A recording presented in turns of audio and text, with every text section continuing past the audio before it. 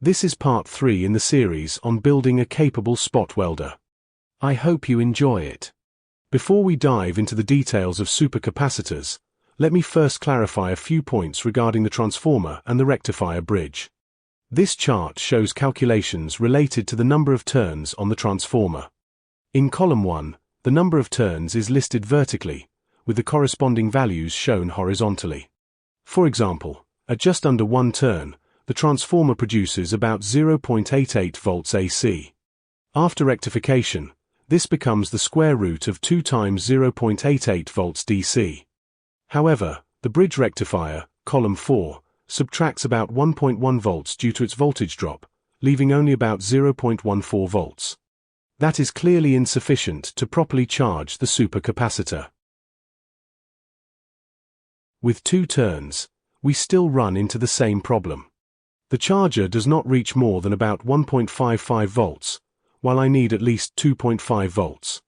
If I increase the number of turns, that issue is resolved, but another limitation appears. The internal resistance of the empty supercapacitor is so low, about 0.3 milliohms, that at the start of charging the transformer effectively sees a near-perfect short circuit. Of course, the transformer can briefly operate above its specifications, and for that I have set a maximum of 2000 watts. It may tolerate slightly more, but we will determine that later. The total dissipated power must not exceed this limit. Therefore, above 2 turns, a series resistor, RS, will be required to keep the total power within acceptable limits. That resistance has to increase as the number of turns, and therefore the voltage, increases. At 15 turns, roughly 20 volts DC, the series resistance would need to be about 181 milliohms to prevent the transformer from burning out. But in that case, more than 1800 watts would be dissipated as heat in that resistor alone, leaving far too little to properly charge the capacitor.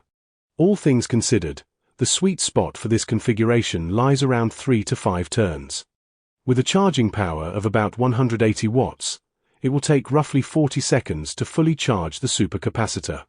Fortunately, during welding it is not necessary to fully discharge the capacitor, so for a second weld significantly less energy and time are wasted. That is enough about the charging circuit for now. I will shift my focus to the other side of the machine, the supercapacitor. First, I want to verify that I did not buy a dud from Amazon. How long does it take to charge this supposedly 3000 farad capacitor, using a constant current of 5 amps, up to 2.5 volts? From that, I can directly calculate its actual capacitance. Using a bit of scrap and the beautifully designed test clamp from the first video, I put together a simple test circuit. It turns out to take almost exactly 20 minutes to charge the supercapacitor, using a constant current of 5 amps, from half a volt to 2.5 volts.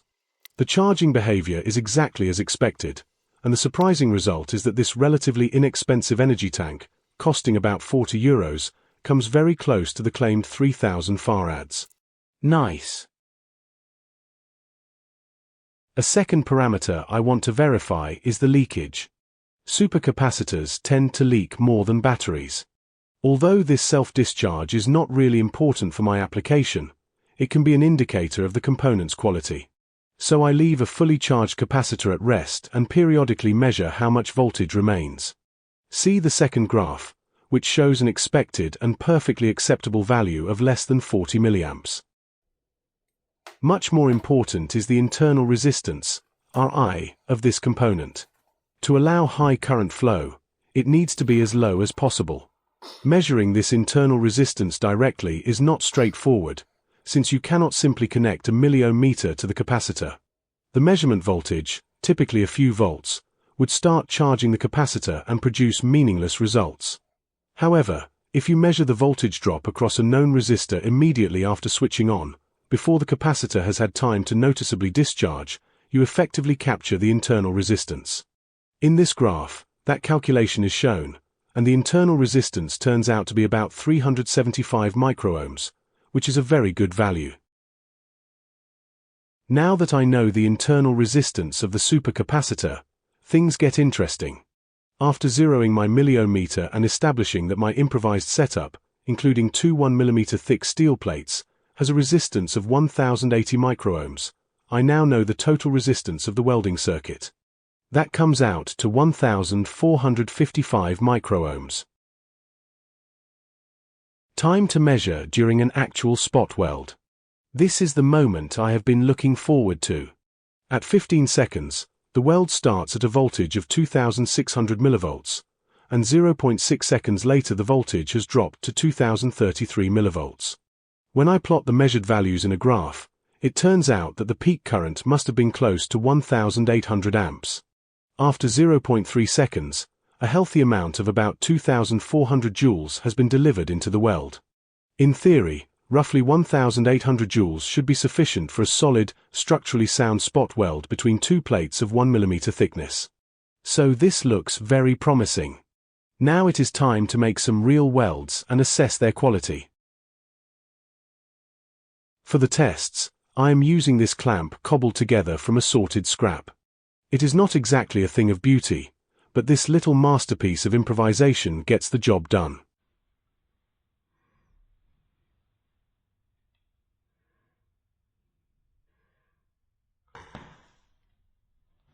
Here, two 1mm thick steel strips are being welded. The weld time is a bit too long. As a result, a fairly deep weld crater forms in the steel, along with some spatter. In this slow-motion shot, you can clearly see what happens when the weld is too hot. A shower of sparks erupts as overheated steel is expelled from beneath the electrodes, leaving deep craters in the strips.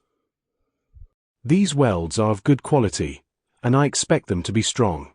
If I compare them to the rather sad transformer welds from the first video, the differences are quite clear. First of all, there is hardly any discoloration of the steel in these welds. All the energy is driven through the material in a short pulse, forming a weld nugget almost instantly.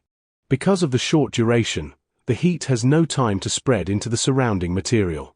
With the earlier welds, the weld time had to be stretched to well over a second just to get any melting at all. Most of the energy then flowed into the surrounding area and the electrodes. Those were nowhere near structurally sound welds. Let me make a number of different welds and test them afterwards. I am particularly curious whether the sandwich weld, with a total thickness of 3 mm, can be done properly with this rather imperfect setup. In the final build, I will make sure the internal resistance is as low as possible, which is certainly not the case here.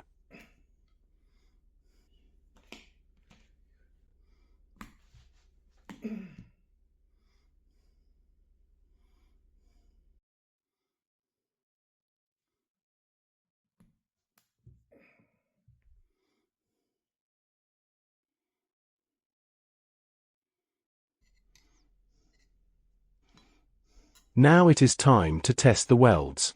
Naturally, I will start with what I like to call, in honor of a masterful YouTuber, the Galbart test. What happens when you pull the plates apart with force? A good spot weld is often stronger than the surrounding material, so instead of the weld failing, you end up tearing holes in the steel.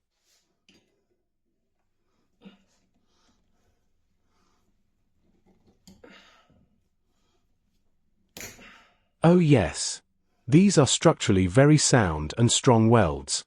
A microwave transformer could never achieve this in 1mm thick steel. These tensile tests should, I hope, give more insight into the actual strength of the various spot welds. I will start with a single spot weld with a diameter of 3 mm. The joint fails at 358 kg force. Due to the test setup, I have to divide that by 2, which means this weld holds about 180 kg force. That corresponds to roughly 25 kg force per square millimeter in shear, which is somewhat below the theoretical maximum. I suspect that with a slightly smaller weld area, say 2.5 mm in diameter, I would reach that maximum. This weld, with a diameter of 2.5 mm, performs better. The shear strength is now around 41 kg force per square millimeter.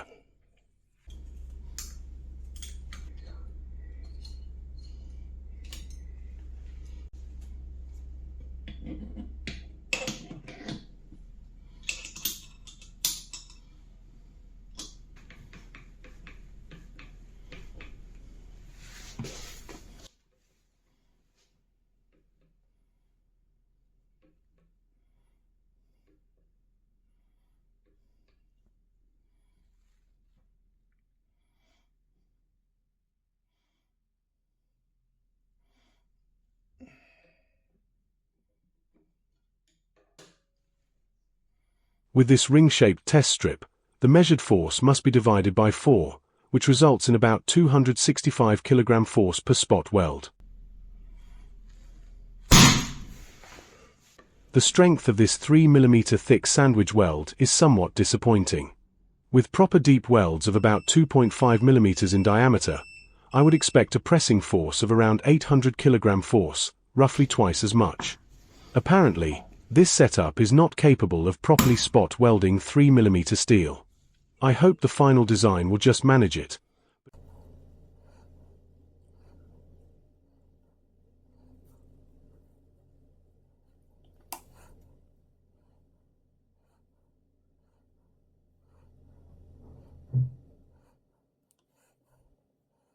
Once again, the sandwich test with 3 layers of 1 mm thickness. This time, the welds were made with a small 2 mm tip. Although the steel is quite deeply penetrated here, this weld is fairly strong, with a shear strength of about 40 kg force per square millimeter. Still, I would prefer to see slightly larger welds. If the final charging time with the microwave transformer turns out to be acceptable, I may consider using 2 capacitors in parallel. But that is for a future episode. Enough calculations, pondering, and testing for now. Next time, we start building. See you then.